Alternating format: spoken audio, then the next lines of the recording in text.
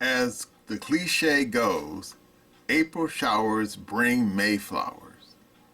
But usually what comes after is the heat and dryness of summer. Hello again, Essay here. And before the hot weather of the holiday shows up, you should indulge in my new short story, The White Cat, a free exclusive on Substack. The links are down below in description.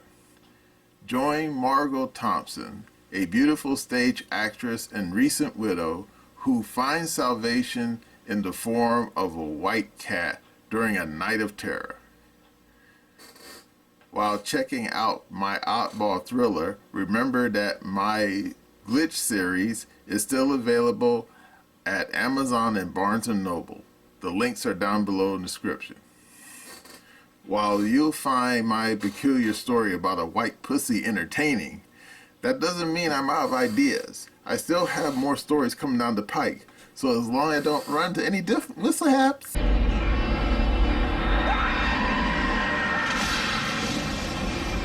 You'll see those stories as well. Now let's get back to the video. I was born a poor black child.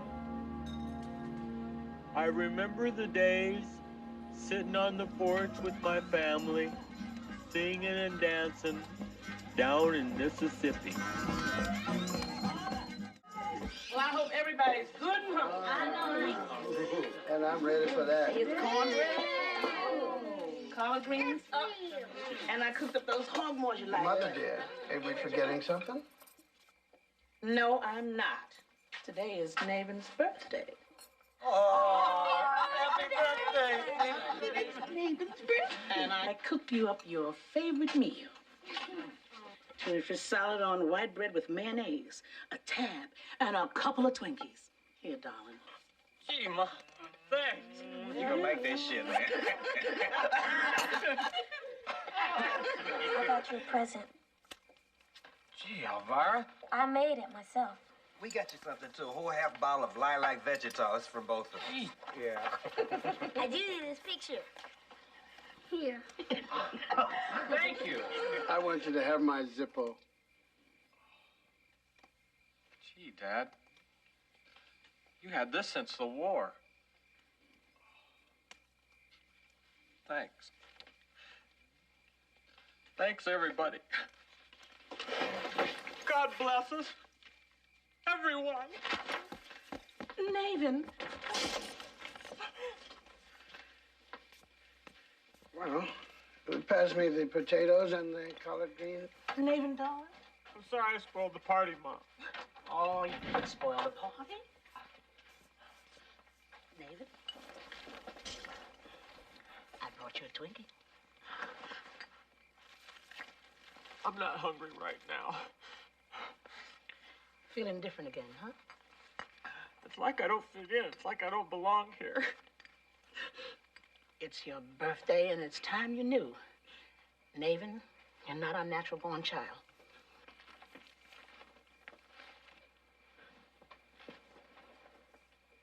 I'm not. You were left on our doorstep. But we raised you like you were one of us. You mean I'm gonna stay this color? Naven, I'd love you if you were the color of a baboon's ass. Hello again, Essay here. Anyone knows the definition of poverty knows that poverty doesn't know color, race, creed, religious background, or even sexual orientation. Nope. If you're poor, you're poor. Doesn't matter if your people came here on the Mayflower or if they came here on a slave ship. True. Indeed, when was growing up, we were not rich. Nope. Indeed, the first home we ever owned, my family scrimped and saved to get that house. And unfortunately, we lost that house. Of course, it happened before my time, but yeah. In fact, the property is currently sitting underneath the Santa Monica Freeway, which I'm not going to get into. But then we were able to get our hands on a new property. But we only managed to get that because my grandparents was able to chip in and help put down payment on the property, a property that my family still owns. Now, we were fortunate, though of course I remember my mother telling me many years ago that she actually wanted to live in Encino. And you say, Encino? Why there? Because it was a upwardly mobile community. Except there was one small problem. Back in the middle 20th century, 1950s, 1960s, in California they had a codicil system. And you say, what's that? Well, it's basically kind of an informal, how can I say it nicely, quasi-legal structure that was quite prevalent throughout the United States, particularly in the 19th century, and it bled into the 20th century, where it basically said that you can write up bylaws on a deed to a property or whatever that says that we don't sell to certain people, if you know what I mean. And these codicils were quite prevalent. But then a funny thing happened. The Civil Rights Act, which also was connected to the Fair Housing Act, and other what referred to as Great Society programs under LBJ. And those codicil systems were abolished. True. Of course, you had a few knuckleheads that still tried to push such things. For example, Fred Trump Sr., yeah, Don's father. Yeah, he tried to maintain that system out there back east in New York State until he got caught and was sued, which I'm not going to get into. But anyway, back when my mom said they wanted to move out to Encino, the call system was still intact. Therefore, back then, we weren't allowed to move out there. True. And in fact, I remember telling my mom that it's kind of funny that we didn't end up in Encino, because a full decade later, the Jackson clan, you know, Michael, Tito, and Janet and all the rest of them, they moved to Encino, but it was in the early 70s when they left Indiana and came out here to California. And guess what? When they moved to Encino, that codicil system wasn't being enforced anymore, and therefore they actually able to get a nice family home in Encino. Good for them. Of course, too bad that we couldn't wait until the 1970s to move to Encino. But of course, by then we were already set in our ways in South Central.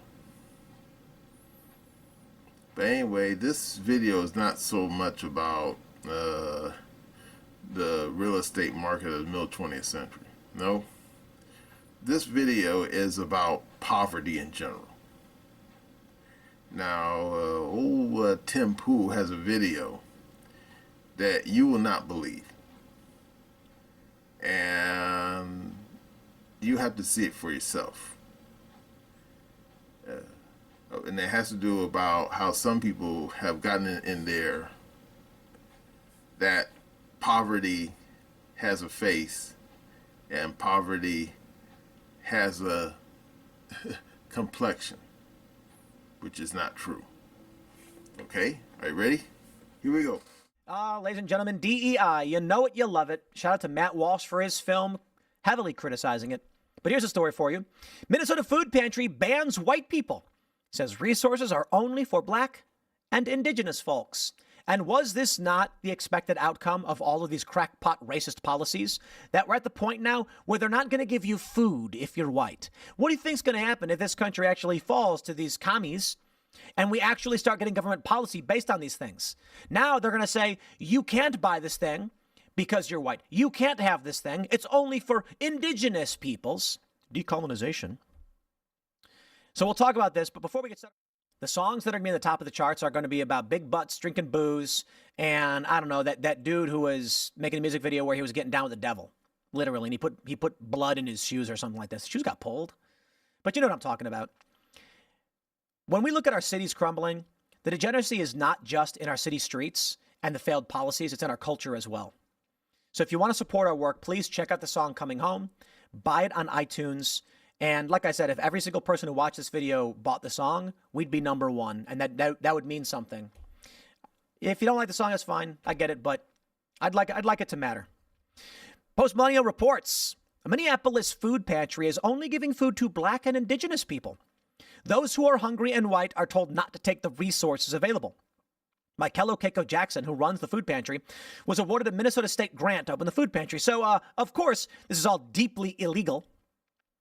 The sign of the pantry reads, the resources found in here are intended for black and indigenous folks. Please refrain from taking anything if you're not. An August post emphasizing the mission saying, with the help of our community and MDH, the African American Health Office, we've distributed 2,249 pounds of food to black and indigenous folks in North Minneapolis. This is what liberation looks like on a small scale. We'd like to say thank you to everyone who has supported this initiative, donated their time and resources to be in aid of community. This is the exact type of policy that is burning down our cities. And you know the ideology, this is where they're going with it. You guys know I grew up in Chicago. All right. I grew up in an area where if you crossed one street north, 47th to 46th, everyone who lived there was black, and south of it was largely white with some Hispanic migrants, some Polish migrants. It was racially divided completely. These are how these cities operate. Many people have said to me that, these Democrats advocate for reparations. That is financial resources and economic and government resources, which are taken from the people, by the way, allocated to someone based on race. And I said, now hold on there a gosh darn minute. We are generations upon generations away from the Civil War. We have people who perhaps could use some help. But right now, we got poor white people, poor black people, poor Latino people. Why not help poor people? Why help a racial group? Not every black person is poor. Not every white person is rich. They don't care. And I'll tell you, you implement these policies in poor areas and you will get riots and violence. You go into a poor area where you've got, let's say it's a largely black area, impoverished, but you got white and Latino people who live there. And then when they're giving out food, they say the white person can't have it. His friends who are black are going to get mad at you. They're going to say, don't you tell my boy he can't have food. We're all in this. That's why I can't stand these people. I had friends growing up, white, black, Asian, all that stuff, and we were all in the same boat.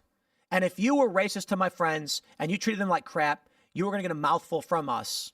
We're not going to tolerate that. And the same was true for us. So seeing this in the inverse, or not even, it's the same thing. I shouldn't even call it the inverse. It is the disgusting result of what their policies are trying to build.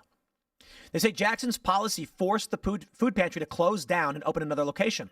After opening on July 27th on the north side of the city, near the Sanctuary Covenant Church, Jackson let it be known that white people were not welcome to the food for the poor. Local chaplain Howard Dotson, 54, said he went to the food pantry but was denied entry due to his race. He's white. This is not building community, it's destroying it. I went over there and confronted her. I told her that I saw the sign and I asked if she's really thought she could take grant money from the state and discriminate against poor white people. He filed a complaint, which Jackson said was an exhibition of his white privilege. Crazy. Jackson said there was no one there directly turning them away. They felt entitled to the resources that were not for their demographic. I despise these racists. White privilege is real. Going on to say that Dotson had engaged in political violence. The FTP bodega is currently closed while we prepare for its relocation to Zara Wellness. Jackson wrote, "We'd like to thank Sanctuary Church for their initial partnership, which allowed us to make an idea into a reality. This project has been a huge learning experience, and as we navigate through our mission, we are becoming more aligned with our community and the work we're trying to do." She also said that the Sanctuary Church may not be fully aligned with our mission, which she attributed to a recent incident with a Karen. Although the church likes our concept, they feel our commitment towards directing these resources towards Black and Indigenous families only is exclusionary to other POC and white members of the community that use their establishments, she said. A taxpayer-funded Paths to Black Health grant, providing the capital for Jackson Open the Food Pantry called Food Trap Project. That granting program is intended to address and reduce health disparities for Black Americans while contributing to the community and helping it thrive. The granting program states that the purposes for the program are to identify disparities impacting African American health arising from cumulative and historical discrimination, blah, blah, blah. Okay, you know what? Let me tell you this. Let's say you have 10 poor people. And you, as a leftist, go, Black people are disproportionately impoverished. I have a solution. If you only give resources to the poor, guess what? By your logic, Black people will be disproportionately benefited. Well, there we go. Problem solved. If you have 10 poor people and none of them are Black, because that's what they believe, and we say, we're going to give food to each poor person, guess what? 90% of the food goes to Black people. So everyone's in agreement, right? But when you then say, we will only give to Black people, there's a poor white man who is starving, and you're like, nah, he can't have it. He's rich. He's white. He's got white privilege. And then he's starving. You're just a racist, okay? I want to help everybody. And by your own logic, this plan would. So what you're doing makes no sense, other than they're racists who want to be racist. In an Instagram post, Jackson justified the reason for prohibiting white people. Did you know white neighborhoods have an average of 4 times as many supermarkets as predominantly Black neighborhoods? While this number may be a shock to some, it very much reflects current conditions among many BIPOC neighborhoods who've been classified as a food desert. So if you open up your food pantry in a Black neighborhood, you're largely going to be providing that resource. But I got news for you, ma'am. White neighborhoods have as many as 4 times as many supermarkets. Black people can live in white neighborhoods too. It may be the neighborhood is 80% white and then 10% Black. And those Black families go to the supermarket same as everybody else. So the white people have disproportionate access because it's largely white people. But the Black people can have it too. And in a poor neighborhood without supermarkets, there are white people there who are poor. You can help them too. You are just a racist. You may have heard of food deserts, which refer to areas void of fresh, affordable food, but the term alone does not challenge systemic racism that develops these areas in the first place, which is why more people are using the term coined by food justice activist Karen Washington, food apartheid. Oh my God, these people, they're evil. She goes on a rant, and I'm not going to read her garbage. The Sanctuary Church said they were essentially misled by the Food Pantry Project, saying when Michaela Jackson approached us to set up the Food Trap Project, FTP, you know what that means, right? We were excited to support her. This would be a place accessible to anyone 24/7. No demographic necessary. Anyone in need would be welcome. Nowhere in her original proposal did she indicate that she would be restricting usage to specific communities. This does not align with the vision and mission of the sanctuary. When we discovered her signage and social media posts, we asked her to abide by her original proposal. Ms. Jackson was unable to do so and decided to move her food trap somewhere else, elsewhere. The deadline for moving her trap is 9:30. We've already cut power to it. Well, look, she's breaking the law. What she's doing is overtly illegal. But they don't care. They're racists who are breaking the law because they are racists. Isn't that the whole point? You know, we created civil rights law because we were like, you shouldn't be able to do this, man. Everybody is entitled to cooperate and work within society, but they want racial segregation. I say they're bad people, and we should not allow this ideology. Okay, you saw that. Now, of course, some of you are probably thinking, what is going on out there in Minnesota? Personally, I don't know either. Now, of course, some of you who probably live in Minnesota probably say, oh, well, that was just one group of knuckleheads. Okay. But the thing is, these group of knuckleheads, they must know what they're doing is wrong. We're not just talking about morally wrong. It's also against the law. Because the Civil Rights Act I mentioned, guess what? It applies to everybody. If you're an American citizen, the Civil Rights Act applies to you. It doesn't matter if your people came here on the Mayflower or came here on a slave ship. We are all equal under the law. And the very fact that these knuckleheads, let's not pretend that's who they are. They're knuckleheads. Of course, as Tim said in his video, they're just blatant racists. Okay, I'll use that word too. You can't be discriminating against people for whatever reason. It's wrong, it's 2 times wrong, and it's 3 times wrong. Okay? And believe me, when I was growing up, I was told a long time ago, 2 wrongs don't make a right. In other words, I don't care what these people's excuses are. Trying to somehow maintain a yin and yang balance in the universe. I don't care. Because all that old bad discrimination in the past, it's abolished. No more slaves. No more Jim Crow. No more codicil systems. No, they're all gone. They're all abolished. And yeah, as you saw in Tim's video, these bigots, these knuckleheads, not necessarily referring to that clown Waltz, but whatever, these people don't get it. You can't discriminate against people based on where their people came from, who their grandparents or great-grandparents were, or if they pray to Allah, Yehuda, or Jesus Christ. It's not allowed in America.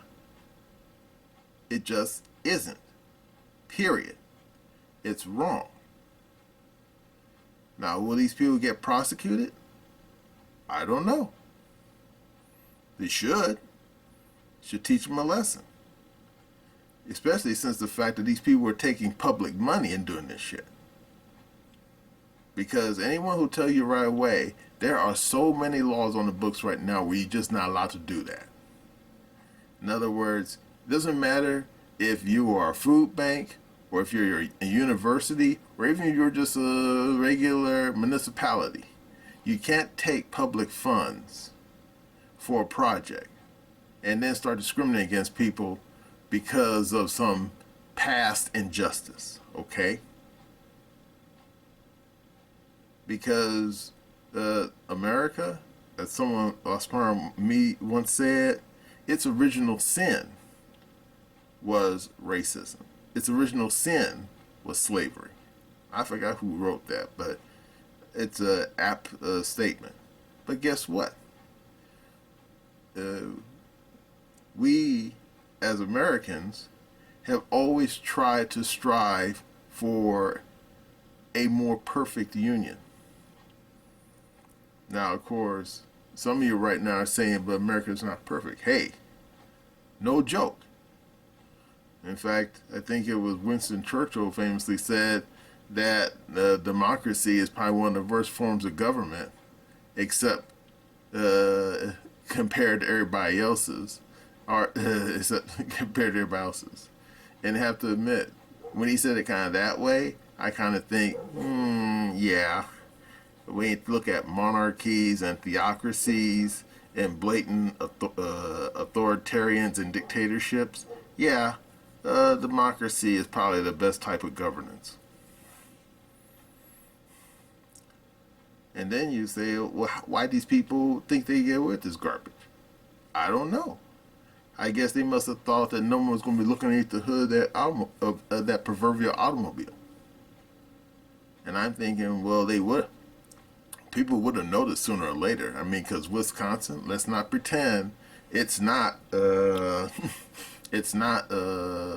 South Africa, okay? Where white folks only make up a small part of the electorate. Nope. Wisconsin is probably the most whitest places in the United States. All those Scandinavians. I mean, look at Waltz, for example. He's from there, and I'm pretty certain his family didn't come here on no slave ship. So yeah, the fact that they were going to pull a stunt like that in one of the whitest states in the United States, they were going to be found out sooner than later. And it's just dumb. You know why? Because according to the federal stats coming out, I can't remember if it was Department of Labor or it may have been Department of Agriculture. Can't remember which department. But they said the majority of people in the United States who are broke, and when I mean broke, we're talking about statistically broke. We're not talking about necessarily people on the street corner totally homeless, sleeping in shoes. But according to what is the federal stats say is technically someone who is officially impoverished. The majority of those people are not brown. Hey, they're not even Asian. They're white. And you say, what? Yeah, it's true. And then you say, how is that possible? Simple. It's basically because of preponderance of numbers. In the United States, white folks are simply the majority of the people here. Of course, how long that's going to last is anyone's guess. Thank you, Joe Biden. But regardless of that, as long as they're a majority of people, then the preponderance of evidence is that the majority of poor people are white as well. Just as the majority of rich people in the United States were probably white as well. Not because that they were doing anything sneaky under the table, like Joe Biden and his no good son, taking money from under the table. No. It's just it just happened to be more of them, that's all. That's it. I mean, just like in China, for example. Majority of people there are Han Chinese. Therefore, in China, the majority of people in China who are poor are Han Chinese. Just as the majority of people in China who are wealthy are, guess what? Han Chinese, because they're the majority of the population of China. It's that simple. So yeah, poverty doesn't have a skin color. Poverty doesn't care who your family originally came from. It doesn't care. And then of course you say, well, so why is it that you don't ever see these poor white folks? Oh, they're around. Probably because they're kind of embarrassed. I mean, how many people do you see who are broke, who are poor, who actually go out on a street corner somewhere with a sign that says, please help me, I'm impoverished? Not as many as you might think. Nope. Because people do have their pride. And people would rather not beg, even if they are in a desperate situation. Because I remember my mom told me a story about when she was growing up. Some people from the Ozarks moved into her community out there in Arkansas. And she said these people were a bunch of hillbillies. No joke. I mean, quintessential hillbillies. Something you almost see on an episode of Hee Haw. And they didn't behave as though they were downtrodden. In fact, they were just hill folks. But of course, since this was back in the 1930s, 1940s, in the Deep South, well, people like that can go about their business and they don't stand out too much. And indeed, back in the 20th century, Fletcher has a friend called Ron, and his people were from Missouri. And they weren't wealthy. Nope. In fact, you could say they were basically working poor. And, wait for it, you ready? just like Brad Pitt. They were considered trailer trash. No joke. And indeed, I actually got to know Ron's son, Ron Jr. Seemed like a good boy. A little rough around the edges, but whatever. And his brother Elon. Yeah. And no, he didn't spell the same name as the Elon that makes SpaceX rockets. Yeah, right now I think about it, wasn't Elon's name was Eli, but whatever. Yeah. I mean, they were young guys. In fact, they were younger than I was, but yeah, they seemed to be okay. And yeah, they were working poor, but whatever. They just went with the flow. Of course, later on, Eli, he ended up marrying some Filipino woman. Lost track of him. And as for Ron Jr., oh man, he got into a whole bunch of trouble. Yeah.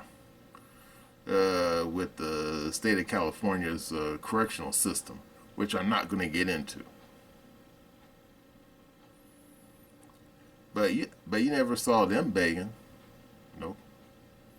Not once. They were just keep on keeping on. And I'm thinking, oh well. And wait for it, even though these guys were from Missouri, I never felt got not a hint, not a whiff of any kind of racial animosity out of any of them. None. Goose eggs. So there you go. But as you saw in Tim's video, these clowns in Minnesota clearly have racial animus. And they have it bad. And the fact that they were trying to use resources of the state to basically push their racial animus was just plain wrong. Period. But hey, as you saw in Tim's video, these guys got found out. And I say it's a good thing. And hopefully there's some smart people or some people who are judicious in applying the law, make sure these people lose their grant. Because we can't allow people to do this kind of garbage and get away with this crap. Because we see this garbage happening all the time, thanks to this, that DEI stuff. I mean, you have crap like this happening in Washington State, where supposedly they're trying to break up the damn library system, where they had libraries only for what they call people of color and indigenous folks. That's a total leftist phrase. And then libraries for everybody else. Yeah, they tried that shit for about 5 seconds until they got caught. And of course, right now in Hollywood, up there in Burbank, you have Disney, who's doing that kind of crap all the time. Yeah, in fact, I think I mentioned in my previous videos how they have a bunch of DI knuckleheads trying to push through the resources of the company by skin color. But because it's a private company, so far they've been getting away with it. And of course, I mentioned in another previous video to try to do the same over there at UCLA Medical School. Except I think they got caught there because that's a state institution and you're not allowed to do that kind of garbage. So yeah, these fools, these people who want to turn back the clock to the bad old days of Jim Crow, yeah, I have a feeling these people are not going to succeed. And that's a good thing. Well, that's all I have to say about this this ridiculous attempt to bring back racial strife and other nonsense like that. And that's my opinion.